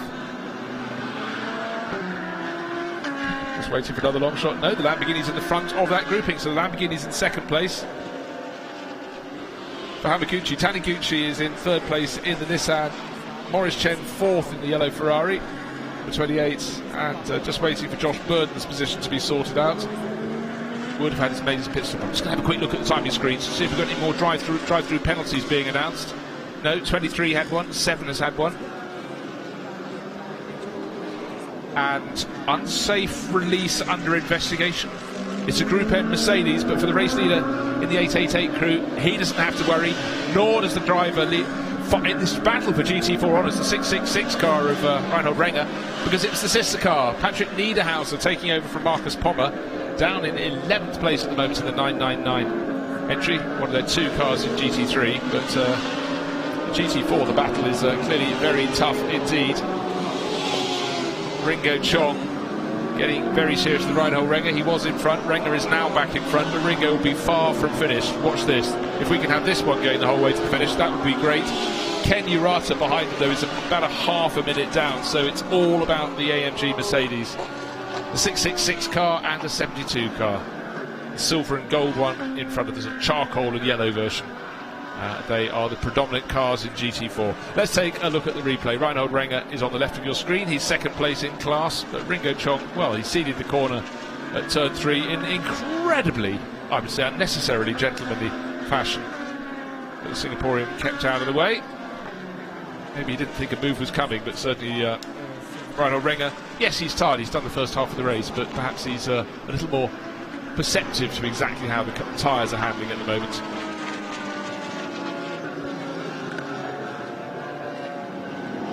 So there is the 999 Mercedes, the car that won yesterday. Patrick Niederhauser at the wheel. He was yesterday's starter. He does the 2nd stint today, but there is the sword of Damocles hanging over them. The team manager of that car, Group M Racing, has to go up the stairs to race control. This one, though, doesn't have any problems at all, because for Alexander Matchell, he had his problems yesterday, but he's got a 13-second lead now over Hamaguchi. So Lamborghini did not win a round in this championship last year. The 19 car that just got out of your picture is not going to win it today, because Dennis Lin, though he's making up ground up to 5th place, is at some distance behind the sister car of Hamaguchi. So maybe it's up to Hamaguchi to get those 13 seconds back on the race leading Alexander Matchell in the remaining 20 or so, just under 20 minutes of this race. Archie Lee trying to gain a position. Number 5 out. Audi, yep, going up past Hiroaki Nagai. So the ARN Racing Ferrari going backwards and going in the opposite direction and hoping to continue his rise. Archie Lee, one of last year's pair of Silver Cup winners. He shared the title with Sean Thong. Didn't do the opening race in Malaysia, but has joined Alex Young in the Phoenix Racing Asia Audi, and they're the oldest Silver Cup pairing by far, with an average age of roughly 41.5 years. Archie showing plenty of attack there, pressing on when the front of the car was washing around a little bit, just waiting until the grip comes back. But our race leader Alexander Matchell, just remember it was 13 seconds or so last time around. He's the best lap that car has done in the hands of Maxi Book in the early stages of the race, 1 minute 33.8. But one of the stars in the early parts of the race, up from 19th to 5th, was Marco Mappelli in the 63 Lamborghini, and he is down with Renai. Okay, Marco, now you started from 10th in the row, a great stint from you to make it up all the way to let's say, qualifying. I had only a few laps due to the red flag, and these few laps were cancelled by the marshal for track limits, so I had to start last. But like yesterday, our pace is to win the race, so the team did a great job. The car is mega, and I hope we can continue like this through all the season. A lot of challenges, including track limits. Is that very difficult with all the traffic that's out there? Yes, because the track is done for motorbikes, so obviously with the kart you always need more room. But the problem is they making sometimes strange rules, because Blancpain has one rule, Super GT has one other rule. Every championship has its own rule, so sometimes when you push, you forgot where you are. But yeah, it's my fault. So at the end, the marshal always has the right. Okay, all the best. Thank you very much for talking to us. Well done, Renai, for catching up with Marco Mappelli, but his car, the 63 Lamborghini, there it is, big on the screens. It's got pressure coming from behind. There it is, being pushed very hard indeed by the 18 Nissan. We tipped that as a chance in this race. Yuki Taniguchi's taken that over from Sugio Matsuda, and he is, as he does that, that is hampering Hamaguchi's closing in on the race leader. It was 13 seconds, he went down to about 12.8 last time around, and unfortunately in this lap he's lost 2.1 seconds because he's got that company. The Audi just in the background is also from KCMG, but that's in the AM class. That is a lap down, so this is the battle for second place. The Lamborghini from the Nissan. In the background, the second of the Lamborghinis, Dennis Lind. He was fifth a blink ago, he's now up to fourth. He's moved, in fact they both put Anthony Liu back, because the 27 Ferrari is also making up ground all over again. So Leo Yi now at the wheel, and here comes that move for second place. And Hamaguchi goes out very wide, doesn't back off out of turn 3, but a better exit speed should have that Nissan in front. It looks so it is as it comes through the heat haze. I haven't checked the track temperature for a while, but it's certainly hot. But Hamaguchi has not backed out as he goes down to turn 4. Forces the Nissan wide, but luckily no clash between them. But then he dives up the inside as they get to turn 5. He's too deep into the corner. Unfortunately, one Lamborghini not going well. With its third pit visit is the troubled AMAC entry. And no sooner had Andrew McPherson taken over and the problems come back. But one of the drivers we've heard from this weekend, but not yet today, is down with Renai. The number 3 Audi is in the hands of Martin Rump in 8th, but she has got the driver who started, Frankie Cheng. Okay, Frankie, now what does Martin have to do out there? Well, Martin is always pushing, so that's no doubt about it. He's doing well, and although I think that the car is slightly a little bit nervous, but I think he's catching the car in front. A lot of traffic also. Yes, but it's not easy here. All the best, thank you very much. Frankie Cheng was quite right. Martin Rump is getting the move on. Last time around he was the second fastest driver out on the circuit. Third fastest driver. Fastest, in fact, was the 27 Ferrari, which is down in 5th place. I think we're going to have a lot of place changes, quite frankly, because we've got some quicker drivers making their way up the order. Martin Rump, just remember, in that number 3 Audi, the one we're looking at now, is down in 8th, but he will be making progress. And also, the 999 Mercedes has been given a drive-through penalty, is serving it now. That's Patrick Niederhauser, one of yesterday's winners. Another car that's picked up a drive-through penalty is 37, so Josh Burden started that car, but Anthony Liu, he was briefly in 4th place, now down to 6th. He's going to go tumbling in the 37 Audi.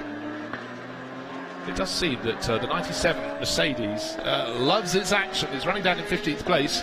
Ju Won-seo is just trying to take the battle to Hiroaki Nagai in the number 8 ARN Racing Ferrari. They're not fighting really for points. They're outside the top 10, but they're fighting for pride at the moment. In behind them you can see one of the Craft Bamboo cars. That's Aidan Reed, who seems to have gained places, then lost them all over again. So he's fighting his way back in 991. And certainly as the Ferrari and the Mercedes fight so hard with each other, there's every opportunity for him to close right in. They're just going through turn 5.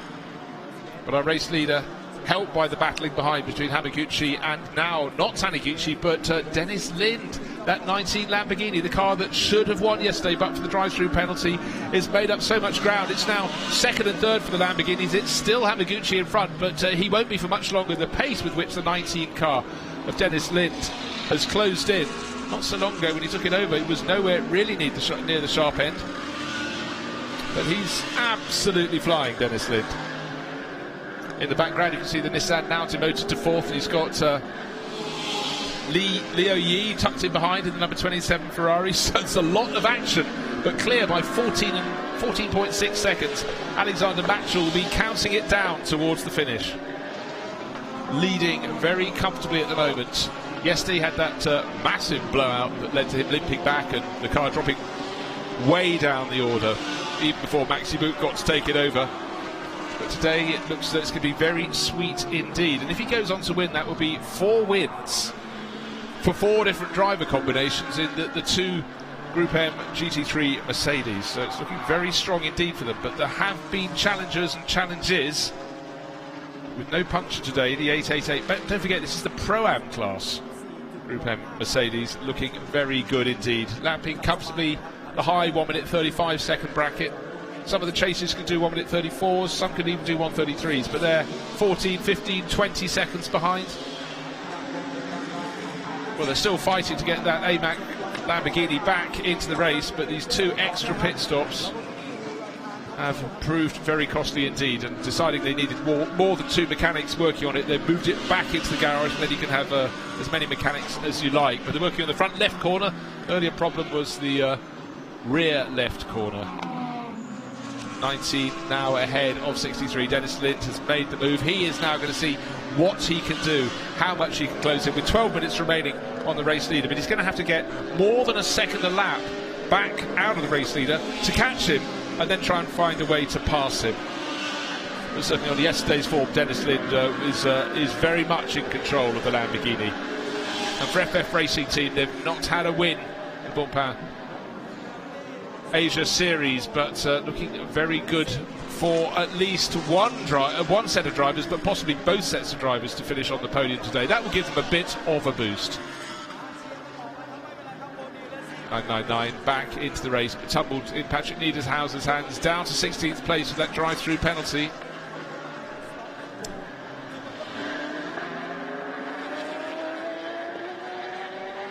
And it looks as though there's a problem for the car in second place. Hiroshi Hamaguchi in the 63. If I can read my screen right, he's got a stop and go plus 7 pecks. A stop and go penalty, but he has to be stationary for 7 seconds.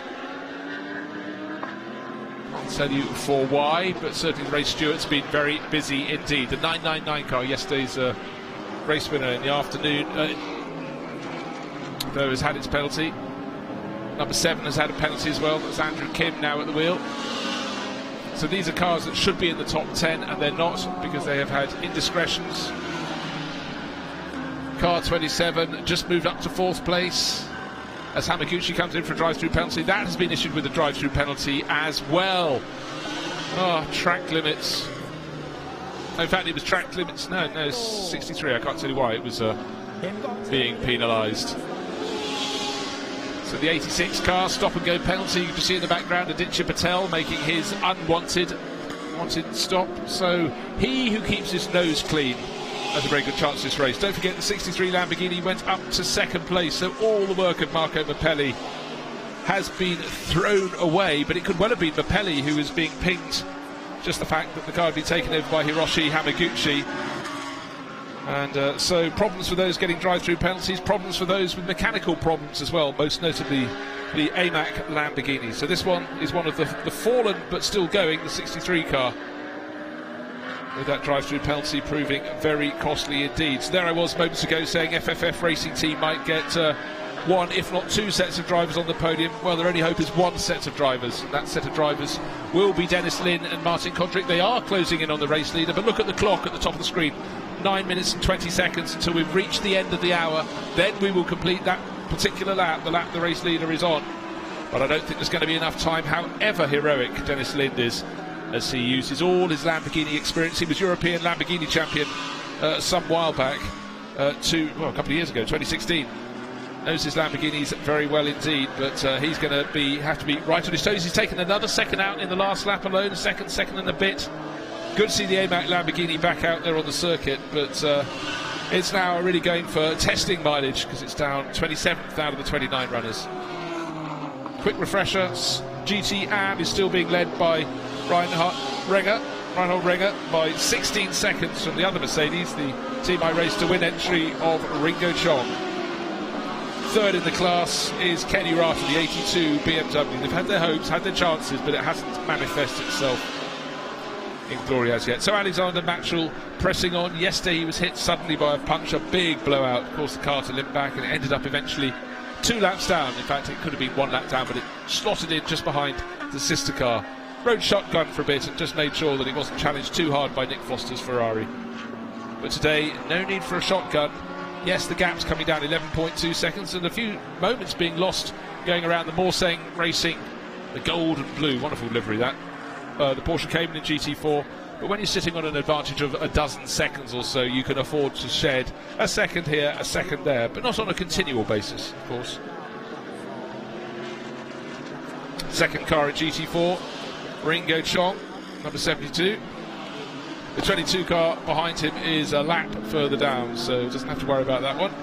The race leader slashes his way through. It was 11.2, looks like about 9 seconds, 9.4 seconds, so Dennis Lin continues to chase. He's got 7.5 minutes remaining. That last lap he closed in by 1.7 seconds. I could leave you to do the maths, but I think he's just not going to be doing quite enough. It's going to be close though. Let's watch how the chase unfolds. So good to see Andrew McPherson is getting more than a few laps now. The 51 Lamborghini has been coaxed back into the race. Bodywork taped up in front of the front left corner, and unfortunately drive-through penalty from Leo Ye has undone all the work that Nick Foster did. That came out of third position. So really for quite a lot of these runners, they're going to look at what caused them to get such catastrophic penalties. Track limits is the predominant one. It was track limits at turn 4, the corner where the left-hander, where they come back around into the view of the main grandstand. Well, in fact, you can see them from further away. That's one of the beauties of the Chang International Circuit. But for the 27 Ferrari, unfortunately, their run of really good points finishes of 4th, 5th and 2nd in the first 2 races at Sepang. The first race here is not going to lead to points today, I wouldn't have thought.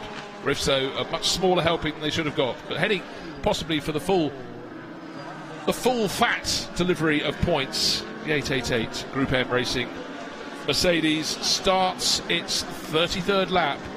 The gap had come down to 9.4 seconds last time around. How much further has it fallen? Waiting for the Lamborghini to cross the line. It might have actually gone out. 8.8, but it looks as though the response is coming from Alexander Matchell. He certainly picked up his pace by about a second, but it could well have been traffic the previous time around. Alexander, one of the older drivers in the field, he's now just turned 46, raced Porsche, the German Championship, long ago, back in the mid-90s. Then did a lot of events in the Nürburgring 24 Hours, such a fine race. Raced Ferraris 2011, but then since the advent of Blancpain GT Racing, he's been a staunch supporter, racing across a handful of seasons. But this will be novelty, heading for Pro-Am victory for the driver who's sort of acknowledged as the, if not the top, one of the top 2 or 3 practitioners, Maxi Buch, a master with that 3-pointed star on the nose. Getting a bit of challenging these days from Raffaele Marciello, and Raffaele raced in the opening rounds at Sepang and of course took victory in the second of those with Bryce Bosey. But so we had wholesale driver changes at Group M Racing. And now we really are in the final countdown. Chance for team members to talk to their drivers. That's Craft Bamboo Racing. 8.8 seconds down. Don't get confused. That's a different Mercedes in the background. That's the Indigo Racing version tucked in behind Dennis Lind as Lind puts another lap on it. 991 Porsche. Aidan Reed was down in 16th, has worked his way up to 12th, making his way forward again. But his next target is Juwon Seo in that Indigo Racing. There it is, the 97 Mercedes, and there is Aidan Reed in the background. So it looks as though Juwon Seo is probably far enough clear not to be challenged for the 11th position. Are we going to have any more driver penalties? 999, Patrick Niederhauser has already had 1 driver penalty, and they've got a final warning for track limits. So the race is closing, but getting towards the close. But the race stewards are still very busy indeed looking at the screens. 8.5 seconds, it continues to come down, that gap from first to second. But a car that's been in the battles twice with extra pit stops, the 51 AMAC Lamborghini, driven now by Andrew McPherson, but started with Ben Porter, and the car's been given a clash. That's something for Renai to talk to. Renai, down to you with Ben Porter. Ben, lots of stuff going on out there. What's happening with you guys? We're having a real bad day, I've got to say. Unfortunately, I had an ABS problem into the last turn early in my stint. That caused us to damage a tyre. Ultimately, that led it to fail, and we had to pit. Boys did a good job to get the car running again and fix all the problems. Then, unfortunately, once we went to Andrew, he had a touch-up with another car, again causing us a little bit more damage and another pit stop. So things are going from bad to worse. Challenging day for you guys. Thanks for talking to us. Well, I guess it was best that Ben didn't know about that last incident. So another touch-up with another car for Andrew McPherson. They're clashing with a GT4 Porsche Cayman, and it's not making it back home. But what it is doing is putting waved yellow flags around the circuit. And I'll tell you who'll be delighted about that. It means the Challenger was the 22 car, unfortunately. That was one of the 3 local teams, JWD Unix Racing. A little bit of damage down there. So let's have a look.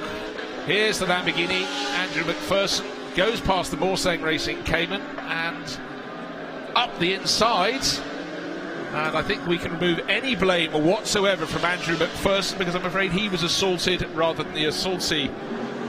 And unfortunately there for Charvadin Budit Katsada, he was a little ambitious, and there's a sort of saying in racing, when the luck deserts you, you get everything that can be possibly thrown at you. For the 51 Lamborghini team up from Australia, this is a meeting. Hopefully they'll have a good evening, but on the track it's not been their day. Running in the AMP class in GT3, here for the fun, and unfortunately being assaulted like that is not real fun. And Budit Kutsada looks a little bit shaken by the impact, but the marshals guide him away. But just looking at various points on the circuit to see what colour flags we've got waved. Obviously a waved yellow flag by the Lamborghini, because that's sitting at the side of the track. But we're into the final 2 minutes of the race, and gap from first to second continues to come down 7.7 seconds. There is the 888 Mercedes, and it looks like it's come down way more than that, about 6 seconds, 5.699 seconds, but that's enough, surely, for Alexander Matchell to bring it home in the lead of the race. Dennis Lind, mighty stint yesterday to work his way from 5th or so up to the lead of the race. Then, cruelly, that drive-through penalty took away chance of victory, left them with 5th place today, despite all the heroics. Starting down in 9th place, wasn't the best place to be. They lost ground, fell to 11th in that opening stint, but Dennis Lind has been absolutely mighty, and he can walk with his head very high indeed, but I'm afraid it looks like it's going to be the second step of the podium for the Group M, keeping their 100% record in the 2018 Blancpain GT Series Asia. But the challenges are there or thereabouts, but still this gold standard set by Group M Racing is the reason they continue to win the races. It needs a few of the other teams just to make sure they deliver the perfect, not the slightly flawed job that they have been doing. They've had challenges, and we know for sure that if it wasn't for a mishap, well, the Morsang Racing Cayman at the side of the circuit, the marshals deciding maybe not to stand right next to it. This is the final lap of the race. There is Maxi Book, and surely with that advantage of 5.699 seconds going on to the final lap, that should be enough. The 82 BMW M4 from Japan, one of the 2 Team Studi cars, keeps out of the way into the final corner, turn 12. Out of the 12 turns on the circuit, there is the checkered flag. 2 races, 2 wins over 2 days, one for the 999 Group M entry yesterday, and today it was the 888 crew that take victory. Dennis Lind at the end, 3.77 seconds down. Yet another win in this category for Maxi Book, but for Alexander Matchell, he will be truly delighted with that victory. Just waiting for the car that's going to come home in 3rd place, and it should be the number 23 Nissan that's worked its way ahead of the 18 sister car. They've had their ups and downs, but I think if they can join all the dots properly, they will be up on the higher steps of the podium, surely. But GT4 coming through to take victory. 2nd win in 2 days for Reinhold Renger in the 666 Mercedes. So it's Mercedes 1st, Lamborghini 2nd, and Nissan 3rd for the overall honours. For Pro-Am honours, it's that race-winning car that's taken all the glory. 888. And in Am with the AMAC Lamborghini having fallen off the circuit, had its own problems. It's a runaway win for the only other car in the class, which is Takeda in the 45 KCMG Audi, sharing with the driver who started, Takuya Shirasaka. But for Alexander Matchell, just enjoying the run-in. He's done the job. He didn't have a blowout today, which obviously makes life rather happier for him there. And will just come back in to be greeted in Parc Fermé by his teammate Maxi Buch, who's been there, seen it, done it. But these are higher grounds, thinner air, it must be said. There is Maxi Buch congratulating the Group M crew, but for Alexander Matchell, that will be a very, very special result indeed. In GT4, just want to confirm that Ringo Chong came home in second place in the second of the Mercedes. Third place went to the number 82 BMW, Ken Urata, bringing it to the finish.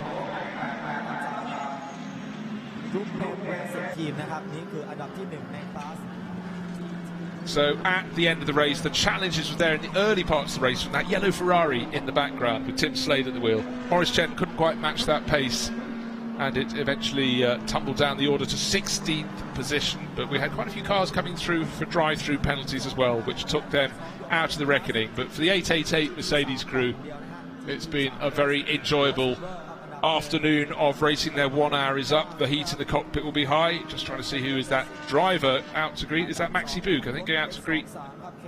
Yeah, shoulders shrugging. Alexander Matchell not entirely sure where to stop, but I'm sure they can push the car to the right location. But there's Maxi out to congratulate Alexander. And I'm sure we'll see a very, very happy German face shortly when Alexander gets out of the car, removes his helmet. Bronze level driver, don't forget, in Pro-Am you have to have a bronze, and then you can have platinum, gold or silver level driver. But oh yes, you can see the adrenaline is still pumping for Alexander Matchell, so he will be delighted. Group M Racing will be delighted, and Maxi Buch continues to deliver with the three-pointed star for Mercedes. And here are the cars, the top three. You can see the number 23 Nissan there in the middle of that grouping, the 82 BMW third from the right, that came third in the GT4 class. The GT4 winner was the 666 Mercedes, as it was yesterday. And there is the car, the KCMG Audi, that won the GT3 AM class. So, plenty of excitement, and a lot of team coaches and team bosses will be saying to their drivers, why did you run over the side of the circuit? Because you could have been coming home 6th or 7th or 8th or even 3rd, and you've ended up with a drive-through penalty. Don't forget, yesterday, of course, we lost the car that finished second today, Dennis Lind. They ended up in 5th. They could have won the race, but they had a mandatory pit stop time and they went a second under it, and they paid the price. Lost them 4 places and they ended up 5th. But we've had 4 driver pairings win the 4 opening rounds for Group M Mercedes, and let's speak to the 4th Group M Racing winning duo of Maxi Buch and the driver who brought it home, Alexander Matchell, down with Renai. Alexander, congratulations. Yeah, thank you very much. It was a great race. I must say, Max did everything, so I just had to finish it. But it was pretty hot in the car, and I'm really enjoying this here. Hot day, hot racing. Max? It was okay. I was some 1 or 2 moments where it was a bit close, where to defend, but overall the car was perfect. Alex did an amazing job, Group M as well, so it was a perfect race. Okay, a great weekend from Group M. Congratulations, enjoy that. Very well done for getting down so quickly to the winning duo, and Alexander Matchell, I think, underplaying his role. He did it precisely what was required of him. And Maxi Buch also not underplaying the fact he was pushed very hard indeed by Tim Slade in the opening stages of the race, made to work for it. But in fact, that's what drivers like, isn't it? They like to be able to deliver when they're being pushed 100%. Deliver at their best, not go out and cruise. That's what racing is all about. So lots of happy faces down there. You can see all the handshakes all around for all the people who are at the bottom of the podium, because of course they've done well enough to finish in the top 3, or in the top 3 in their class, or in the top 3 in their category, which is GT4. There were 2 Mercedes at the top of that, and 1 BMW moving ahead of the Porsche Caymans. But great racing. The fans here at the Chang International Circuit have clearly enjoyed all of the action. They were very passionate up and down the pit lane today, taking photographs and selfies with everyone and everything they could find. And it's great to see people who are relatively new to motor racing coming and enjoying this fantastic facility in Thailand. There is the car that finished second. Martin Kodrick started. Dennis Lind, absolute star, got it up to second place, and by the end 3.77 seconds was all the deficit. That he cut it right down to that, and it was about 15 seconds when he got on board. So that was a mighty drive from Dennis Lind. And third place went to Eduardo Liberati and Florian Strauss. Their sister car, number 18, ended up with drive-through penalty, and that... sorry, they didn't. In fact, it was Liberati and Strauss who had the drive-through penalty. I misplayed that one. So that was a truly great drive for them. Had the 2 runs into the pits. One would have been better. But just watch out in future races for those KCMG Nissans. But we wanted to hear from Martin Kodrich and Dennis Lind, and Renai has answered our prayers. She is down with the crew, the number 19 Lamborghini crew, who took second place. Congratulations, Dennis. I'll talk to you first. What was that like? It was pretty cool. It was really hot. I think it was even hotter than Malaysia this time around, so struggling a bit with overall performance in the tires and the brakes, and racing like this in these conditions is fantastic because every lap is different. So really good job to the whole team, very good job to Lamborghini for bringing us on a strong car, and Martin did a fantastic job in stint 1 to keep as many as possible in behind him, and yeah, it was perfect from there.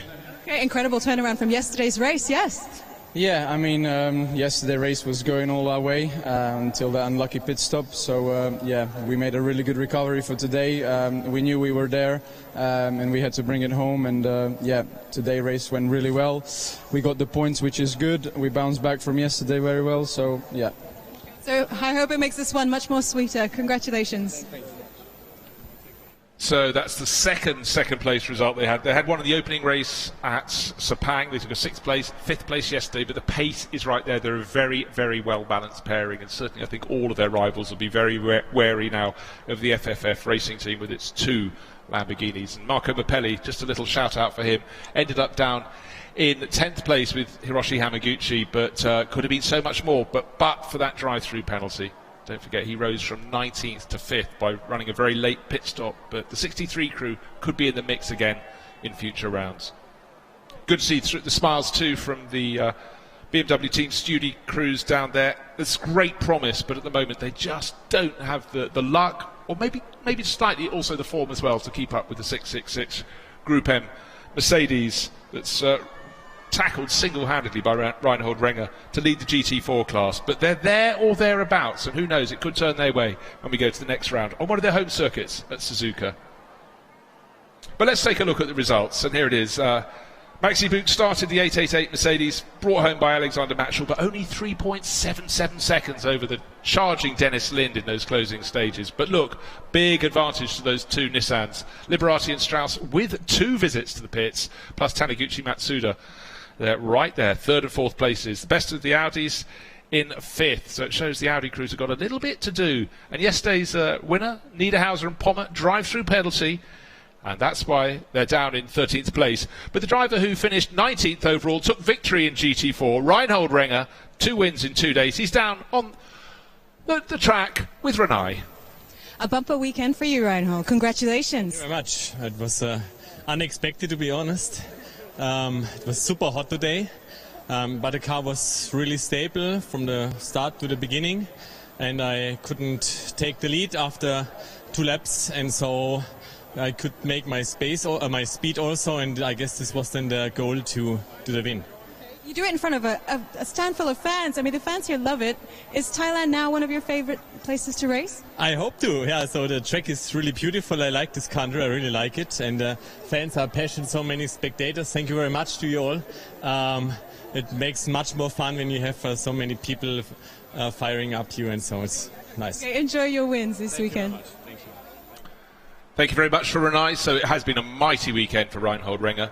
2 wins in 2 days in the GT4 class, but certainly the proof is out there. Look at the pace of Ringo Chong. He is there or thereabouts in the 2nd of the Mercedes, and I certainly think go to Japan and those BMW Team Studi M4s will be even more in the mix, particularly the number 81 crew of Sunaka Jukuchu and Takayuki Kinoshita. They look very handy indeed. So we have 5 podium ceremonies ahead to enjoy, and we will kick off with the overall penalty.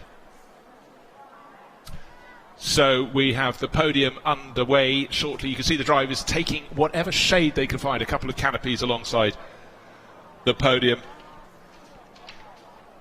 But all is set for the podium ceremony, which is exactly how we want it to be. And all the bottles of fizz kept to the side, but the overall podium order, of course, will be the top 3 coming up. It should be the 888 crew, the 19 crew, but the first one up should be the number 23 crew of Eduardo Liberati and Florian Strauss. Please welcome in car number 23, Eduardo Liberati and Florian Strauss. So there's the announcement for the better place to the KCMG Nissan crews, and they worked very hard indeed. Ended up 21 seconds behind Dennis Lind.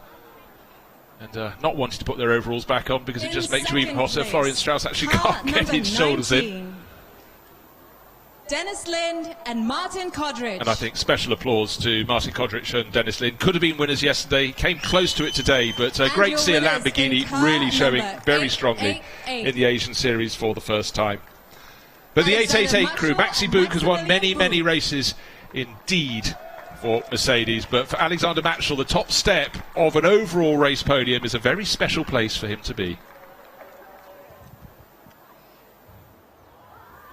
The trophies are presented by Tanai Siri Chanitabayorom, Managing Director of Chang International Circuit. So here we have the man who should be very proud of the Chang International Circuit. He's the Managing Director, Tanasiri Chanavitavayorom, and he will present the trophies, and then Stefan Rattel, the CEO and founder of the SRO, will present the checks.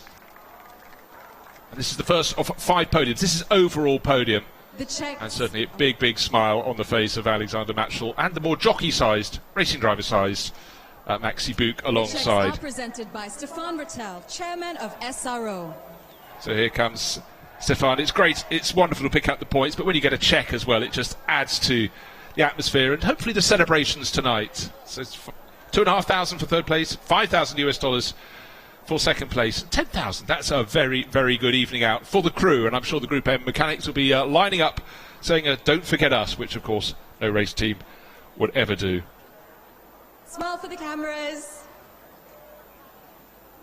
So congratulations to our overall top 3 enjoying their podium celebrations. We have 4 more podiums to come, but of course now you can afford to get your race suit smelling wet and very much of champagne. And for Dennis Lind, he sort of fell off the side of the podium, couldn't open his bottle, so he's going to be squirted before he can get any form of revenge spraying in. Yes, Alexander Matschel has the look of a very, very contented man indeed. Disappointment yesterday with the tyre blowout. Came here hoping to get Pro-Am win, but he certainly wouldn't have expected an overall victory, so it shows the Group M racing team very much on its toes on the moment, but they know full well the challenge is coming, and it's coming hard from FF Racing with its Lamborghinis in particular. I think also they ought to look over their shoulder for those KCMG Nissans that took 3rd and 4th overall today. They are coming on strong. Not sure the girl in blue is too impressed by Maxi Buch spraying the front of her dress as he left the podium. Ladies and gentlemen, this is your podium for the GT3 Pro-Am. Now it's GT3 Pro-Am runners. Car number 37, Anthony Liu. So 37, Anthony Liu and Josh Burden. 3rd place in the class. They had a drive-through penalty, so it's a case of what might have been. 2nd place, it's the car that finished 4th overall. It's Matsuda and Taniguchi in the 18 Nissan, so they do get a podium result. And Pro-Am winners, we've already met this duo, Alexander Matschel and Maxi Buch.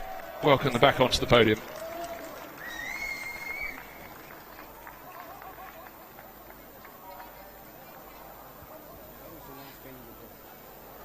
Presenting the trophies, Stefan Rattel from SRO. Stefan Rattel this time will present the trophies to the Pro-Am 3rd place crew. That's number 37 crew, Josh Burden and Anthony Liu. 2nd place crew, and big smiles on the faces of Taniguchi and Matsuda, and a pair of trophies for this event alone. And of course the Blancpain clock, always a popular trophy to take home as well. So Maxi Buch on the left and Alexander Matschel on the right. This is the Pro-Am podium, and then we will have the Am podium for the GT3 runners before we move to the GT4 podiums here at the Chang International Circuit. And for all these drivers, even those who did the first part of the race, still probably trying to cool down. It was very hot indeed. I think Dennis Lind commented that it was hotter even than Sepang in Malaysia for the opening round, and that was acknowledged as a very, very hot one. Track temperatures of about 60 degrees before they set out. That is very hot indeed, so keeping your tyres with their very best performance in them was really where a top racing driver earned their keep.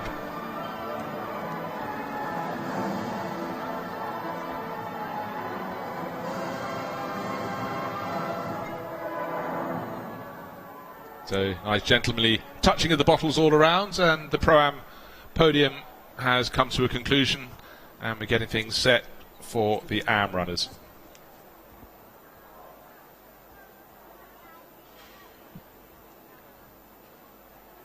So waiting for the AM finishers to get onto the podium, and ladies and top gentlemen, step this is the podium for the GT3 AM. should be for Please welcome to the the podium your KCMG winners crew. in car number 45, Car number Naoto 45. Takeda and Takuya Shirasaka. So KCMG brought 2 Nissans that finished 3rd and 4th overall, but they also brought the car that won the AM class, the Audi, Naoto Takeda and Takuya Shirasaka. Oh, we do have both of them. I was worried one had got lost up to the top of the podium. The only other car running in that class, unfortunately, was the 51 AMAC Lamborghini, but that ended up off the circuit, having had 2 problems in the race. So the winners, undisputed victors in the AM class. One finger up, just enjoying their time on the top step of the podium. I think it is really quite something. KCMG running not just 2 very effective Nissan Nismo GTRs, but also to be able to run at the same time an Audi in the AM class, and they get the trophies to go with it. So it's been a good weekend here in Thailand for the KCMG crew, and I think great promise for the future.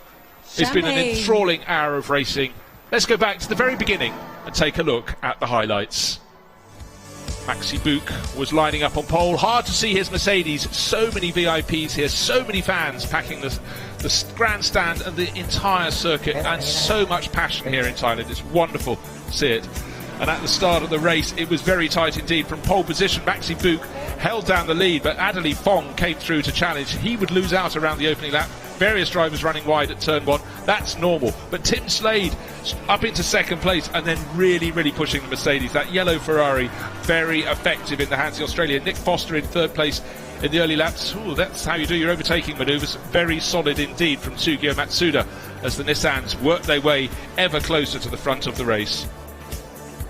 The GT4 class, Reinhold Renger was beaten away at the start, but soon put his 666 Mercedes into the lead. And there he stayed at the front of the race. Maxi Buch also stayed at the front, but the challenge became ever more intense. Came down to about 0.3 of a second. Tim Slade got close. Then they got to traffic. And despite these greatest of efforts from the Australian, Maxi Buch knew exactly where to put his AMG Mercedes to stay in front. It was a very, very strong performance of 2 drivers, absolutely on top of their game. Nick Foster had to really, really fight to try and keep the Nissan charge behind him, and Tsugio Matsuda really was a thorn in his side. Again, the underside, still the damage we saw yesterday on the back side of that 666 Mercedes. It was nothing to the damage on the left rear corner of the 51 AMAC Lamborghini. Then a little bit of rubbing between 2 Korean drivers. Juwon Seo rubbing the paint or down the side of Andrew Kim's Audi. That didn't help the Audi, that's for sure. Maurice Chen started to lose a little bit of ground in the 28 Ferrari, and I'm afraid all the work that was put in by Tim Slade in the early part of the race went away. This is GT4 battling. There are 2 Mercedes in the class, and for a while Ringo Chong got right up the inside and pushed the 666 car, but Renger retained the lead. Number 3 and 23, really, really fierce fighting. Martin Rump closing up in the final stages of the race, but the Nissans were coming and they kept on moving through. For the Craft Bamboo crew, it wasn't the greatest of weekends. They did fine in GT4, not in GT3. And then insult to injury, or injury to injury, because I'm afraid the AMAC Lamborghini, minding its own business, was cloused by the 22. Came and took them both out of the race, but no one took Alexander Matchel out of the race. He had a 15-second advantage when he took over from Maxi Buch, but Dennis Lind moved up to second place in the 19 Lamborghini, but by the end the gap came down to 3.77 seconds, but that was enough, that was plenty. And finally Maxi Buch in the garage, the Group M racing crew could celebrate again. 4 races for them, 4 victories in GT3, and they've come here and taken a double in the GT4 class as well. Really, really good strong running from Reinhold Renger, who will be truly exhausted. He did the entire race, whereas everybody else ran in 2 driver crews. Hot work, but hot work that made him very happy indeed. Maxi Buch there to congratulate the crew. Then he went out on the grid and immediately got to see Alexander Matchel. A great performance for them. And here's Reinhold Renger just bringing it home. Victory in the GT4 class, exemplary performance. And for Group M, there will be celebrations.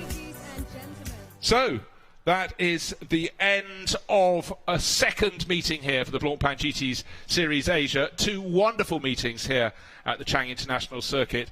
The big question is, we're heading off to Japan next, to Suzuka. Can anybody take the battle to the Group M Racing Mercedes? I think we'll certainly see. FF Racing certainly will give it a go. That's it for now. Goodbye.